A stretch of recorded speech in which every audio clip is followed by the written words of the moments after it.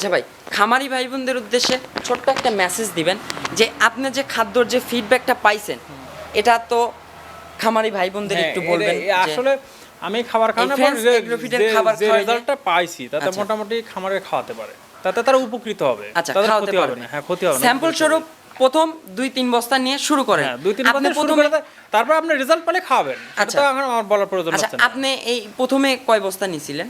আমার মোটামুটি প্রতি সপ্তাহে একটা গরু প্রতি সপ্তাহে 25 কেজির খাদ্য খায়।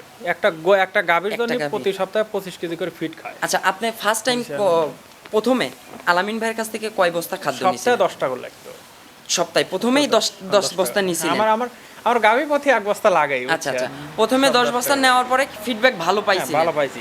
আর এগুলো মনে করেন যে একটা গরু খাওয়ালে রেজাল্ট পাইতে মোটামুটি এক সপ্তাহ ওয়েট করলে, আপনি আজকে খাওয়ালে কালকে রেজাল্ট পাবেন তা না। আচ্ছা, আপনি একটা গরু যদি কাঁচা কাজ শুরু করেন আজকে খাওয়ালে 3 দিন 4 দিন পর তার রেজাল্ট। আচ্ছা, তার মানে কাঁচা কাজ যদি খাওয়ান রেজাল্টটা বুঝতে হলে 1 সপ্তাহ 2 সপ্তাহ সময় দিতে হবে, মিনিমাম 1 সপ্তাহ সময়। আচ্ছা, তার মানে দর্শক আপনারা একটা স্যাম্পল স্বরূপ 1-2 বস্তা নেন, ফ্যান্স এগ্রোফিট থেকে নিয়ে আপনার গাভীগুলোকে খাওয়াই দেখেন। 1 সপ্তাহ 2 সপ্তাহ পরে ইনশাল্লাহ একটা ভালো একটা রেজাল্ট পাবেন।